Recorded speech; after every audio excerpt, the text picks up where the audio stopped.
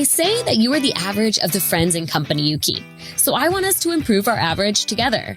I want us to become smarter, more successful, healthier, happier, and more fulfilled in our everyday lives. Think about it. The stronger we are as individuals, the more we can serve those around us. I'll be interviewing friends that happen to be experts in their field, and I invite you to join in on the conversation. So, welcome to the I Have Cool Friends podcast, a show that sparks inspirational conversations with experts about business, wellness, and personal development.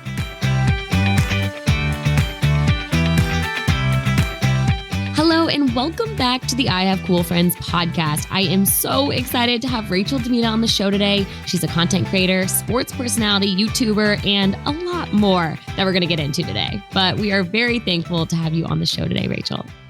Thank you for having me. Yay. And nice to finally meet you. I know. It's so funny that you feel like you connect so well. And that's one of my favorite things about social media. I know you said you aren't as social in real life, but I am an extrovert. So I love connecting with people on social media and then kind of taking those Instagram friends to real life, if that even makes sense. I'm glad you did, because I'm so shy about reaching out to people. So I'm glad that we got to start following each other and now finally get to chat. I know, me too. And since I've connected with you, I've learned that you grew up in Ohio. Woohoo, go Midwest people. I know that she played basketball at Old Dominion, then transferred to American, and then moved out to LA, which I'm shocked that our paths never crossed there, since we both were in LA for 10 years and in similar fields. But she hosted and produced the first ever TV show broadcast through a video game, and then hosted and produced content for Overtime. She creates content for her own YouTube channel, and she also does plenty of brand collaborations through her social media. So like Rachel just said, we got connected through Instagram, but actually someone sent me your gymnastics videos. And that's really? how I first started following you. And what I thought was so inspiring about it is that you were a former athlete and that you have a passion and a hobby that happens to be gymnastics, which you don't find that often. So I got to know, how, as a former basketball player, did you become so passionate about doing gymnastics casually? That's so funny. First of all, I didn't know that's how you saw my page at all. Yes. And I know it's such a random combo because obviously I played basketball at the highest level. But I did do gymnastics when I was a little kid until I was about 10, and I wasn't great. I made it to level 5. Yeah, I just wasn't naturally very good at gymnastics, but it was fun. And I was also getting like chronic migraines from it. And I think it was because my body was trying to grow or something, because I shot up really fast after I quit, and I'm 5'8", so I'm like quite tall. But yeah, I was going to say that's probably why it didn't come as naturally to you, because you're a little bit taller.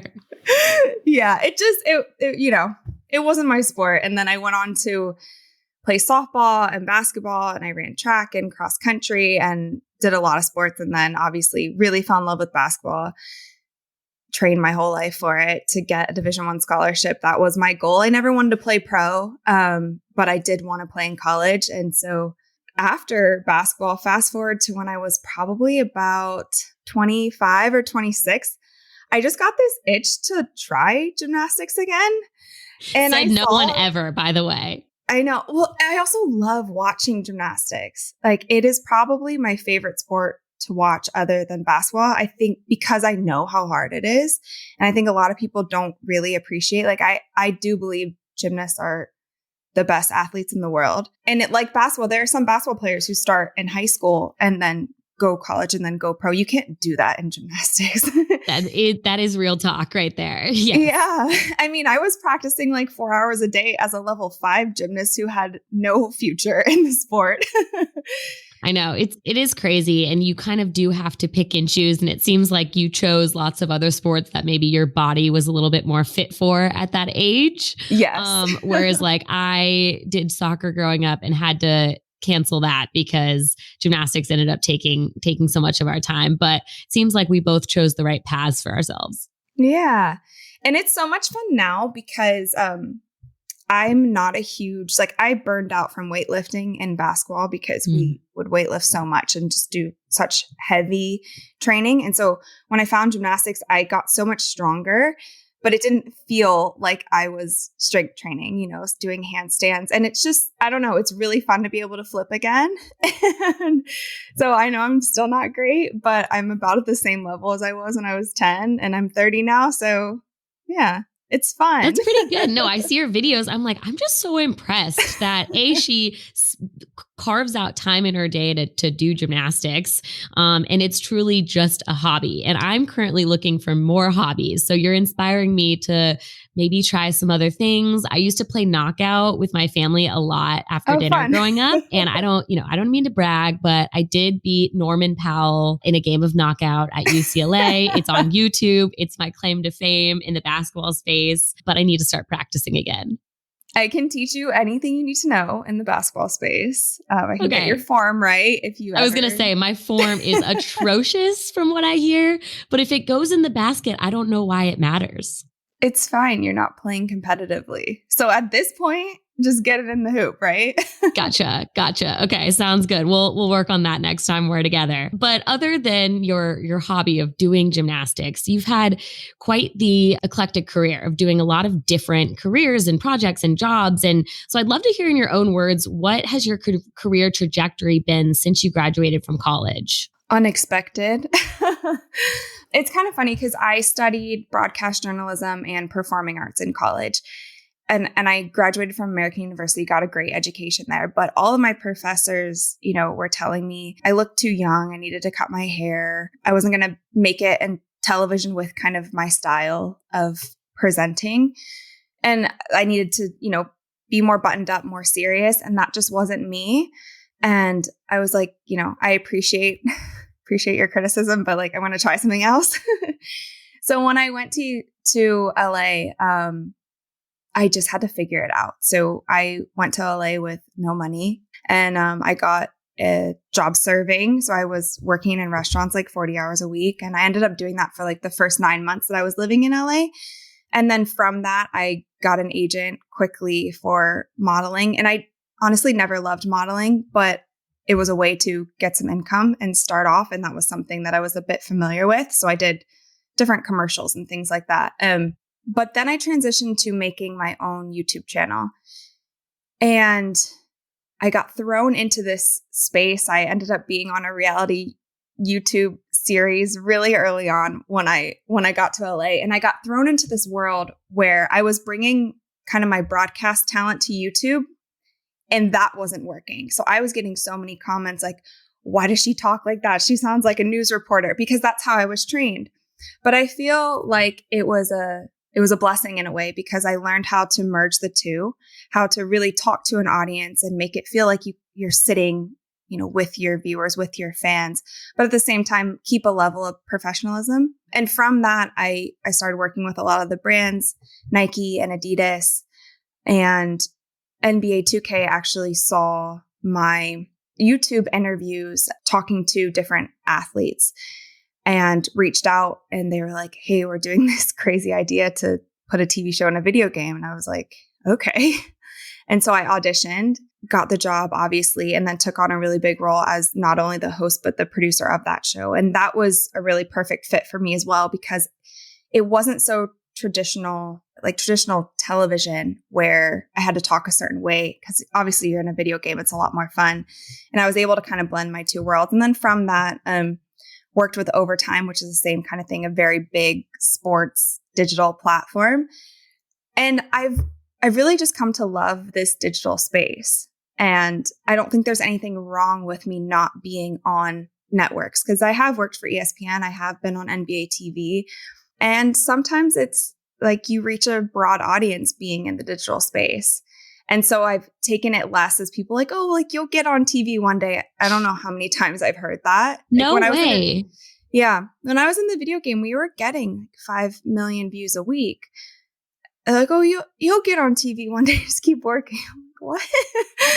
I'm okay with what I'm doing. I think we're doing a really great job. Yeah, I think sometimes digital is looked down upon. And some similar comments were said to me when I worked with NBC at the last Olympics. And I'm like, you know what?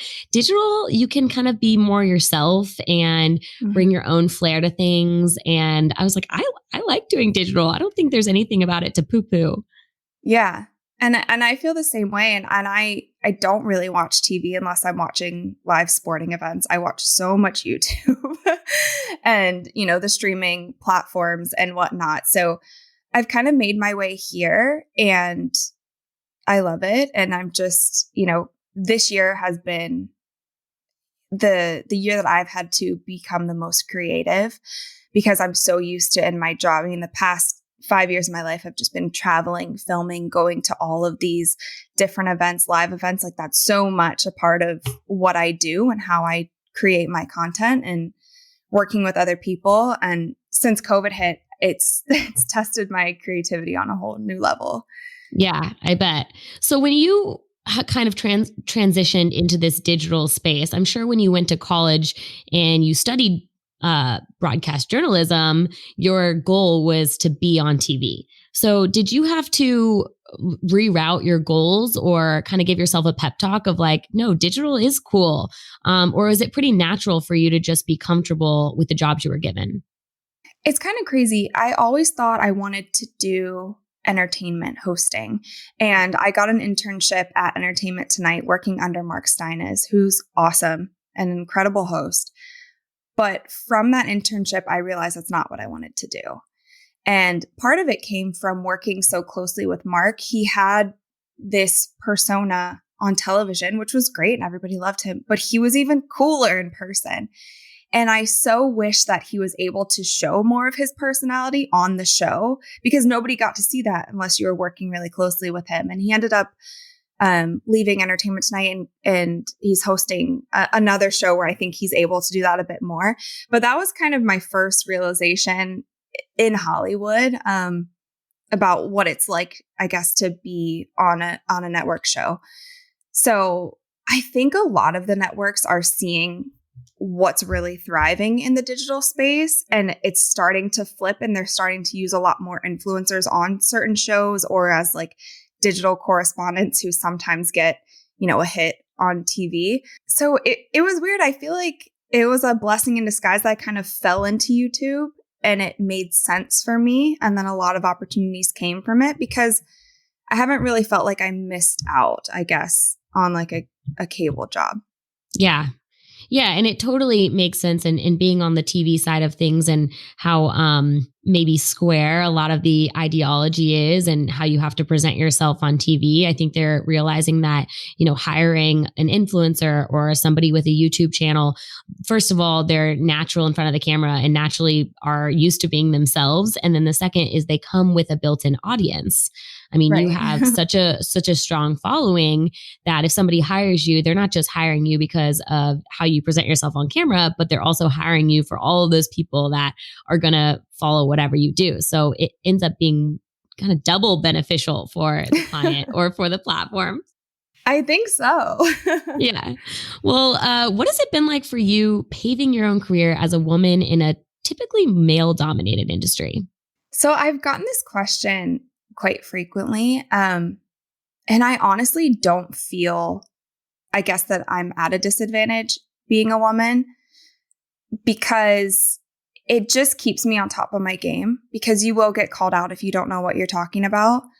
And so one of the things that I've always just made sure is to stay true to who I am. I don't like to fake a persona because I can't keep up with it and you will get called out on that. So I'm not going to try to talk about things that I really don't know anything about because the viewers see straight through that. So with basketball, obviously I can talk about that all day and no one can tell me any different. I played at the highest level without going pro, dedicated most of my life to it. And so I just have to stay on top of my game. The only thing that's tough about being a woman in sports is the comments are awful sometimes.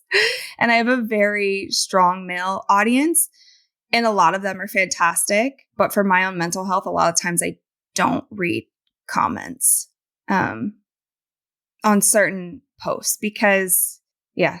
That's probably the worst thing. So you're saying that the comments, not by the people or for the people you work with, but the comments on social media Oh can be yeah. rough. Yeah. Mostly fans. Everybody who I've worked with has been pretty great. I haven't noticed anything of me being treated differently being a woman. It's mostly from the fans where sometimes it gets tough. So how do you handle that? How do you handle the trolls?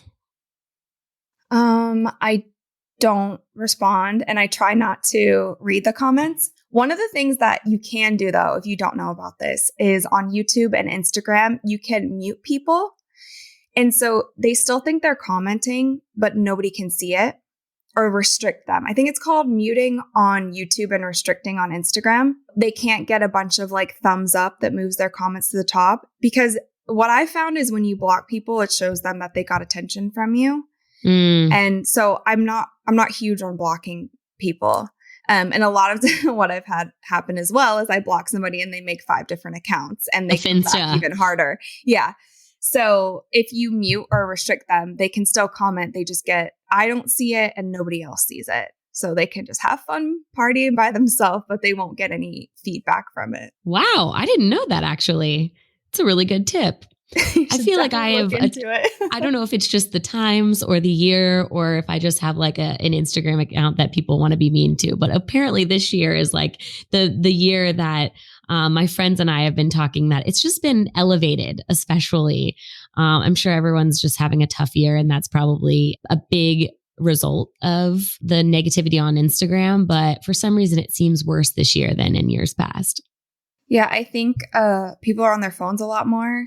And they also just have so much energy bottled up because we're not able right now to do all the things that we were doing before. And a lot of people are out of work as well. Yeah, it's tough for everybody. But I think, for your own mental health, try your best not to read into it too much or use that restriction and mute button for sure. Exactly. All right. So the $1 million question that I actually get asked, not specifically to me, but I just get people ask a lot of times, what is a content creator? So in your own words, what the heck is a content creator? Oh, man. It varies for everybody. It's creating content, but it's creating content in a way that specifically speaks to you and your audience. And I think the best content creators are people who really love what they're putting out. If you love what you're putting out and you're passionate about what you're putting out, your audience will come. And that's kind of what I've always believed. The best content creators are really true to themselves. In a way, for me, it's creating videos on YouTube, which I've been slacking lately. I will get back into it, I swear. On Instagram, it's a balance of showing videos. Videos are my favorite to create, but on Instagram, obviously, photos do a lot better, and people are so quick on Instagram, so they want to scroll quickly and get to the point and see what you're putting out. And so you mix that in with some pictures of what I'm doing, what I'm passionate about, outfits that I like, workouts that I'm loving, different products that I love. And being a content creator, you're an entrepreneur in a way. And so obviously, like you talked about earlier, I've worked with tons of brands, and every brand that I've worked with really fits into who I am and what I'm about. I made sure that I always choose those brands because I don't want, I keep going back to this, but I don't want to portray something that I'm not, because it's really hard to keep up that act. And I don't think in the end, it will prove you to be successful. Have you ever had to turn down a brand that maybe the fee or the rate was really good, or the experience or the event was exciting and it just didn't fit into your brand, so you had to say no? Yes. And it was a fast food company because I'm vegan. And so that was just something where I wasn't promoting a vegan product that was at this fast food place. And it also wasn't something where it was like McDonald's All-American, which is a basketball game, which obviously I don't mind. It was something where it was specifically about the food. And so that was something I just couldn't come to terms with. And that's okay.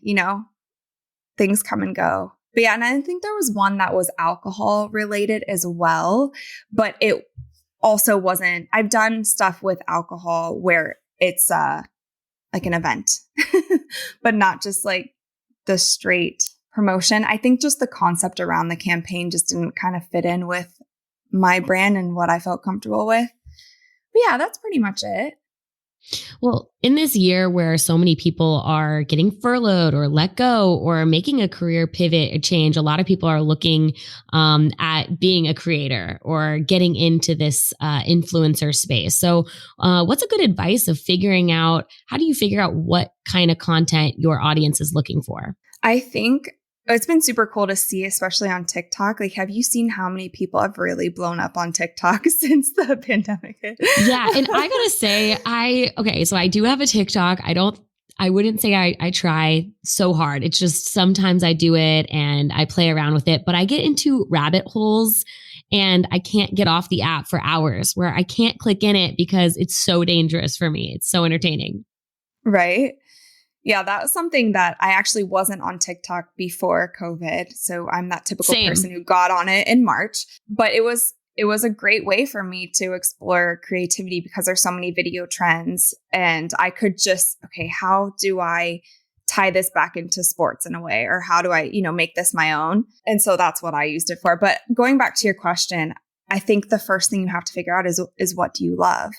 What do you love talking about? What do you love taking photos of, creating videos about, or what could you love creating videos about or photos? And I think you also don't have to make your brand about your personality. You can really hone in. Like there are some YouTube channels that all they do, it'll be like a psychologist YouTube channel that I watch, and all they do is just spread their knowledge.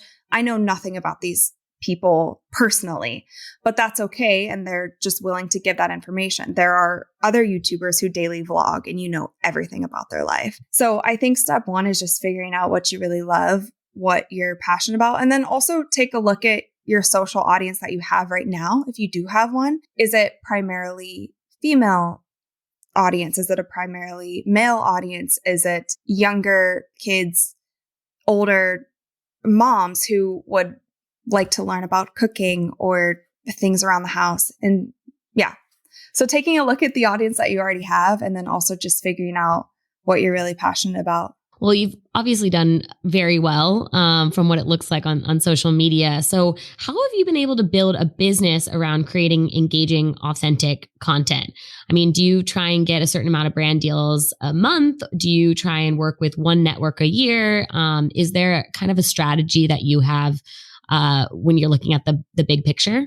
The big picture for me is always to have a steady hosting job, because at the core, I do feel like I am a host. And so we're always looking for, what is that one show that I do want to host for 10 years and beyond? What is that daily show that I would love to have one day, whether it's a digital show or on network?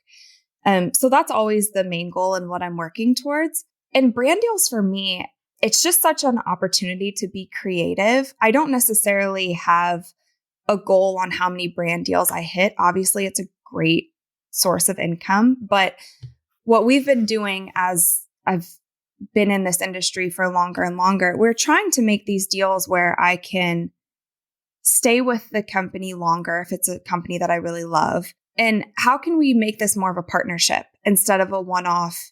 I'll give you this product if you post on Instagram and I'll pay you this amount. And, that's great every once in a while, but we've been really trying to build relationships more so. And so I was working with Genius Brand this year, which is a supplement company. Randomly got to meet somebody who worked for that company, and I had been using their supplements for the past couple years. And so we got to talking, and it ended up being a year-long brand partnership that hopefully extends into next year because it's a company that I really love. We've recently been talking with a new vegan bar, energy bar. We're now working on like a 3-month kind of partnership with them and see where that goes. And hopefully that can extend longer. And with some of the companies as well, getting equity in the company helps you to be really invested And, it makes me want to work harder because I now have a part in this company and then they're more invested in my content as well. So I think when you get to that level, it's a great way to really form partnerships. But in the meantime, working with brands, you want to get creative because if there's something that you like, but it doesn't necessarily fit perfectly with your brand, you want to get creative. How can I show my audience this product to where it doesn't look like a commercial and it resonates with me and it's not going to turn them off? It's going to actually make them like the product or be interested in the product, not turn off to it because it looks so much like a commercial. Yeah. And I'm kind of laughing because I think I don't follow that many influencers on my personal account, to be honest. I do follow you. And I was, looking through your page the other day to kind of prep for this interview. And I was clicking these videos that were these really cool basketball. And usually, I'll scroll through the advertisement ones or the brand partnerships just because I would rather see you shoot a basketball in a really cool way. And it ended up being a collaboration of both a brand or a product and you also playing basketball. And so I even made a note like, wow, she did that so authentically. Like I would watch this video whether or not she partners with a company or not. And so kudos to you because I think a lot of people just do the photo and people scroll right past it and that's fine if that's their brand. But I just think you've always done a very creative way of incorporating the two. Well, thank you. I appreciate that. I think you have to think of long-term goals as well. If I was posting a brand deal every week on my page, you're going to lose money and followers in the end because they're not going to want to engage. And I don't want my whole platform to be an ad. Obviously, that is a way I supplement my income, so I do need that. But I guess I'm so particular about what brand deals I take. And I think if you're even starting out as an influencer and you're just like, oh, I could get $1,000 here, $10,000 here, and every other post is an ad, you're not going to grow the way that you could if you keep it really authentic to yourself. That makes sense. I'm curious. You have a big skill set. Yes, you've modeled, but you've also been a host and you also are a producer. So when brands want to work with you, do they hire you for all of those, or do they typically hire you like, hey, we want you to be a host for this, or hey, we want you to edit this, or hey, we want you as Rachel the basketball player? A lot of times, it's something where they come to me with a concept and then they're like, here's the concept. This is the budget. We want to produce this, this, and this. And I have a great team in LA where we would go out and film. And what I love and what deals do the best are brands that let me really take creative control, because I've done so many of these that I promise the brand I will get whatever points you need to hit. But that's when I kind of put on my producer cap and get really creative with the concept. One of the coolest actually brand partnerships that I ever did was with YouTube TV, where they sent us to the NBA finals in 2018. That's cool. So we got exclusive access to the NBA finals, and all I needed to do was create YouTube videos at every game. So we had to get even more creative there because obviously you can't film the game happening because there are certain television rights for that. But I got to do dances with the cheerleaders. I got to throw t-shirts. And for every video, we made it as a little story as what was happening. It was almost like a day in the life. So part of the video was me traveling, hanging out with my friends. We went back to my high school because one of the games was in Cleveland. So we went to Akron and I showed the viewers my high school. But at the same time, that was a brand partnership for YouTube TV. And I think that was one of the coolest ones because I got so much creative control. It lived on my YouTube channel and it was really fun. Yeah. Yeah. And I can just tell how passionate you are about it now. You're like lighting up, getting to kind of create something that you are passionate about and mix all of your careers into one is always the best, I feel like. But I imagine our lives are similar in the sense that every day is so different. So how do you schedule your days to get the most out of them when you're juggling a lot of different responsibilities and projects? There's a couple things that I just need to have in my day because like you said, they're so different. And if I'm traveling, it throws even a bigger wrench into the schedule. I need a workout. I work out 5 to 6 days a week, ideally. And my workout is something that's so important to me. And it really doesn't have much to do with my career, I guess. But for my own mental health, that's what I need. I also need sleep. And I also need to eat well. Those three things, I feel like I can't sacrifice. And a lot of people can function off 4 hours of sleep. I need a solid 8. I need a good workout, and I need to be eating well. And when I do those things, I'm able to perform my best. If I don't have one of those, I'm not able to get as much done. And so for me, I used to be much more of a very type A, planning out every single hour of my day. I've kind of had to learn to go with the flow a bit more, but making sure that I have those three things and then time with my cat if I'm not traveling. I've been interviewing a lot of people that have high functioning jobs and just wear a lot of hats. And so I feel like I'm constantly juggling. And so it's more of on a personal note. I'm just curious how everybody else schedules their day and what works for them, because I think I'm still in the experimental stage for myself. Because as you know, when you're traveling, it really takes a day out of your work week to get things done. So you have to get creative on how you can fit everything in, but also have some downtime and a workout and food and enough sleep as well. So I think my morning time is really important to me as well. If I have a peaceful morning, and my boyfriend knows this as well, I like to be up when he's asleep and have my time to myself. And I guess it's all going back to I've just figured out how important my mental health and my peace is to me. And when I have that in check, then I'm able to continue the day and be really productive. Yeah. And I think something that this year has shown everybody as a whole is the importance of mental health and how easily and how quickly things can go south if you're just not in a good place. And so hopefully in 2021, people can look back at this year saying, okay, I really know that I need X in my life to be my best self. Mm-hmm. I know I've learned a lot more about myself in that regard. And I don't know if I've just been so busy with work that it's kind of a distraction to not have to think about it, or just I'm not sure, but having more time, I'm like, okay, I do like doing this hobby, or this does bring me joy. So hopefully that's a good thing that comes out of this year. Yes, definitely. Well, social media is obviously your job. We've been talking about it, but you seem to do a good job of separating your personal life. How have you been able to find that balance? Or do you feel like you have a balance? I do feel like I have a pretty good balance. And it's sometimes hard for me because I see so many people doing really, really well on social media, sharing so much of their of their personal life, especially on YouTube. You can kill it. If I did daily vlogs, I think my channel would really blow up if I showed everything that was going on in my life. But personally, again, you have to go back to what works for you. It doesn't work for me. I really need the separation of having time with my friends where I'm not on my phone, with my boyfriend where I'm not on my phone, where I'm not recording things, being out at events or being at the gym where it's just me and I'm not sharing everything with my followers.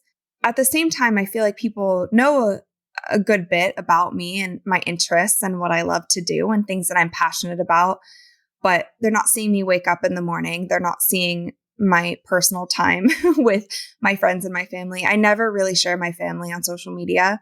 And partly that is to protect them because they're not in the spotlight at all. I have a very, chill family in Ohio that is not in Hollywood at all. And I don't even want them to be subject to any negative comments. And that's the same thing with a lot of my friends. I don't really have any friends in the entertainment industry. One of my best friends is a speech language pathologist. Another's an interior designer. They're barely ever on social media. And so that's just what works for me and what keeps me happy and sane, I guess, is to be able to separate that. And so if I am going to an event where I'm like, this is great content, I kind of flip into that mode where I take it seriously and make sure I'm capturing the best videos, photos, and whatever that I can. But I would say also my friends and my family are really supportive, and like they know when I need a good picture or a good video. My best friend came with me to All-Star this year and sat with me for 30 minutes trying to get a photo that I really needed. and so they'll, snap into that mode with me for a little while. And then we'll go back to just talking about girl things that is not on social media. I love that. And I think it's so important too to have that different perspective and realizing that social media is not life. And I think it also probably helps, or at least for me, realize that it's not always real life what happens on social media. It's a highlight reel. Yeah. It's, what people are curating to put out to others. And I think if you get down that rabbit hole, it can sometimes affect what you're thinking and how you're living your life, which is, bananas. You have to be careful who you're following as well. Most of my feed is cats, animals, memes, I swear. Close friends. But if I'm following anybody who gives me any kind of negative feeling, or if I feel a little jealous, or if I find myself just hooked on their page, can't stop scrolling, I will unfollow them or mute them if I have to, because it's part of work or something. I'm being like courteous. But I like to engage mostly with social media posts that really bring me joy. And a lot of times that's cats and memes. That's hilarious. I know. I went through a purge, I think about a year ago, and I didn't before then because I'm like, ooh, what if they know? It's going to be awkward. I'm not doing it to be mean. I'm not trying to like send a subliminal message. And then you get to a point where you're like, this is not serving me. I need to not look at this every day I wake up and just I follow a lot of like quote Instagrams and businessy Instagrams, or people that are talking about like psychology or things that I'm interested in that have nothing to do with what I put out there. But I found that talking to a lot of people that are in this space have done that, and it's really helped their mental psyche be excited to be on Instagram and have it part of your job, but not have it consume you. Yeah. Exactly. Well, I know you just have transitioned into your life in a million different ways. But which of your career projects is your favorite right now? Right now, it has been quite tough because a lot of my projects ceased to exist since COVID. Oh, no. Right? This has been the toughest year for me, times 100. I just got out of my contract with Overtime about 2 weeks before our whole country got shut down. And so I was actually in New York. I had tons of meetings. I booked a new hosting job when I was in New York, and I was super stoked about it. It was with MLB Network. We were going to be traveling around, going to all of these different baseball stadiums, interviewing. So excited. And I had other things lined up as well. I had Final Four coming up, which is my biggest weekend of the year every year. I do a lot of brand deals there. I have a celebrity game there it's like my favorite celebrity game to play in. And all of this stopped. So the MLB Network show, obviously we couldn't travel. So we did it over Zoom, but ended up getting cut short. We were supposed to have like a 20 episode season, ended up being about 3 episodes. Hopefully those episodes get to air because I haven't seen them yet. I mean, I've seen them. I've seen they're great episodes. They just haven't been published yet. And so many things either got postponed or completely canceled. And so it's been hard for me because until this point, I've never really struggled to get hosting work. But at the same time, I'm hearing about Bleacher Report having multiple rounds of layoffs, ESPN having layoffs, and so many companies are struggling right now. What I've had to really do is search inward in my creative ways and create my own content. And so I just bought a new home. So that's been a project in itself. Congratulations. And the glass half full mentality is, when would you have time like this without traveling to get a new home set up and, cozy and comfy for you? Exactly. And that's kind of where I'm at right now. I'm hoping to really get settled, and then I can really get back into just deciding what's next. And what direction we need to go. And I've had some brand deals here and there, and all of that's great, but I'm really ready to get back into really working the way that I like to. Yeah, we even had a podcast going that got canceled. So. Oh gosh. It's been a lot of tough breaks, but it's okay. I feel like we're on the upswing. I feel like we've passed the worst of it. And it's, I just got to figure it out. And that's always what I've done. And so I'm confident that I can do that. The pendulum will swing the opposite direction, hopefully for all of our sakes sooner rather than later, but eventually it has to swing the opposite direction. Right. But when you're kind of reflecting back on all the opportunities you've had, all the brands you've worked with, the cool events you've been a part of, what is your dream job? My dream job would be to host a daily talk show. I've always loved watching morning talk shows. And so even a concept that I had would be a group of women who are in the sports or fitness space, even if it's former athletes. And because you see all these talk shows of women where they talk about, a lot of different things, but you never have anything come from like a fitness or athletic mindset, if that makes sense. But yeah, that's my dream job. What network or digital platform or where that airs, because there could be something new next year that we never find out about. That's where I'm at right now. And I'll get there. Yeah. I think the more you put that in the universe and you're a hard worker and you have all of the things, and I've been talking to a lot of my friends and family during this tough time, and if everyone can just remember the things that they're great at and that they love, we're all going to get through it together, right? Yes. All right. So speaking of helping others, we have a segment on the show called Ask a Friend. So listeners have called in and asked questions for you. And the first question comes from Lindsay in Ohio. Was it a difficult decision to leave 2K TV? Hi, Lindsay from Ohio. Yes, I would say top 2 toughest decisions of my life to date were quitting basketball in college and then leaving 2K. The hardest part about it was the people that I worked with, my very immediate team at NBA 2K. I love them to death. We had a great thing going. And it was hard because that was my baby in a way. We created that show from nothing. And it had just run its course for me. And I wasn't happy. I wasn't growing.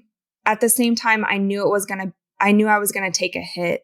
It was going to be a fall for me because that had been my identity for so long. And I feel like it's been 2 years now that I've been gone, and I'm not completely over it yet, if that makes sense. I still miss it. I still miss the times that we had with my team. We made some incredible content there. But at the same time, if I didn't step away then, I don't know if I'd be sitting here today still wondering, okay, what if I would have left? What opportunities would have come? And yeah, it was very difficult. And my last day filming, we couldn't even get through I could barely get through the last episode because I was crying. I was really sad. It was hard, but I think it was the right thing for me to do at that time. Yeah. And knowing that you can be that passionate about the work you're doing and things that you're putting out, I think is just a recipe too for you to repeat that and figure out other things that you love. This next question comes from Gabby. She lives in California. She says, I'm an influencer and gaining a following, but I'm still insecure to tell people what I do. What do you say to the trolls that assume all you do is take pretty pictures and videos for your job? Oh, I'm so sorry to hear that, but I get it. I totally get it. Honestly, what I've started doing, unless it's immediate friends and family, they'll come along of it. I think friends and family, just be patient, because even my parents, for the longest time, they're the most supportive people in the entire world, but they didn't get it. My dad is just now getting, okay, I get why you have to put this on Instagram. It might not completely make sense to him, but he's getting there. So with friends and family, I think, be patient, explain to them that this takes a lot of hard work and creativity, that you see a future in this. And if they see your passion, hopefully they come aboard. For the people that you don't know very well, say you're meeting new people at a party, I always say when they ask, what do you do? I say, I work in production. That's a good answer. I just say I work in production. They're like, oh, like what for? I like, oh, I do sports digital production. For me, it's too draining to try to explain to a stranger or someone you're meeting casually what all I do. And you kind of miss the chance for that little backhanded compliment or them not understanding or getting some sort of, negative remark. So that would be my advice. Yeah. My biggest fear is not the right word, but stressors when you're sitting next to someone on an airplane and they're like, oh, so what do you do? And just trying to have a casual conversation. And you're like, man, if I sat here and explained to you exactly what I did, we would be here. Then you'd ask me a million follow-up questions. So I'm always I'm a sports broadcaster, even though that's like maybe 10% of what I do. It's just easier. They know what that is. You don't have to lie, but you can make it very vague because it's hard to go into detail. Especially if you're just not in that world. It's like, well, then who pays you? How do you get deals? Do they reach out? Who negotiate? You have to, it's a whole to do. So that's good advice. Oh, trust me. When I used to say I host a TV show and a video game, the kind of stares that I would like, oh, that's interesting. Like, what? Like about what? So how does that work? Yeah. And people, you'll make it to TV one day. Right. You get those. And people aren't trying to be mean. At least I've found that people that make comments aren't trying to be mean. They just really don't know. And so they'll say things and they don't realize it's slightly offensive. Yeah, exactly. Okay. Josie in Oklahoma asks, you and your boyfriend, Andre, are so cute together. Do you think he's the one? Oh, thanks. It's like I don't share much about Dre he's so not into social media and we keep our relationship pretty private. So thanks if you think we're cute. Yeah. Maybe. We'll see. Yeah, really putting you on the spot here. I know, right? I love him to death. We've been dating now for 2.5 years and we'll see what happens. Yeah. One day at a time. Who knows? It's COVID. Yeah. It's the answer to everything. If I come out and say like he's the one, or if I say he's not the one, you'll have a whole new wave to your comments. Oh no, I'm going to start getting like death threats but I about love him the to podcast. Death and we're doing well. Yeah, I'll just say that. I love him so much and we're doing well. Great. I think that's a very good PR answer. It's a safe response. Thank you. Okay, so this next segment of the show is called I Have Cool Rec. So since you're one of my cool friends, I also assume that you have cool recommendations. So do you have any book recommendations that you currently are loving? Oh, I'm a huge audiobook person. And I need some new ones because I finished about 3 in the past month. My favorite book is Relentless by Tim Grover. Have you ever read that? Oh my goodness. I've read it 4 times. What is it about? I highly recommend. So Tim Grover trained Michael Jordan and Kobe and Dwayne Wade. And it's a no BS book about how to be great. But he doesn't even tell you how to be great. That's my style of book. Yeah, there's so many books that they're very fluffy and do this. He's like, no, you got to work hard. Like, end of story. You got to work hard and do this, or else you're not going to get where you want to go. And at the same time, he doesn't tell you exactly what you need to do, but it's such a motivating book and just gets me out of, if I'm just feeling sorry for myself, just read that. I'm like, okay. You know what? Get over it and start working. Yeah. Have you read the book Grit by Angela Duckworth? I have. Okay. I have. So that sounds like that. And that's one of my favorite books. I love it. It's kind of like gives you a kick in the butt that you need sometimes. Yes. So it's good. All right. What about any podcast recommendation that you listen to or that you recommend? Well, I actually listen to a lot of my podcasts on YouTube. I do like Joe Rogan's podcast because he has such a diverse range of guests that he has on. Another podcast that I really like is Mile Higher. Have you ever listened to that? No. What's it about? So Kendall Ray is a YouTuber and she made a podcast with her husband, and it's a lot of like true crime stories. I'm a huge true crime junkie. So it's kind of darker subjects, true crime or conspiracies. I'm not a huge conspiracy theorist, but it's fun to listen to those kinds of stories. And they're just they're a cute couple. They're fun. And yeah. Okay, cool. We'll add it to the list. And a TV show or movie recommendation. I just finished The Haunting of Bly Manor. Is that good? Have you watched that? No. Oh my goodness. No. I can't. Did you watch The Haunting of Hill House? No, I haven't seen them yet, but it's been on in my queue for the longest time. I love thrillers, scary movies and TV shows.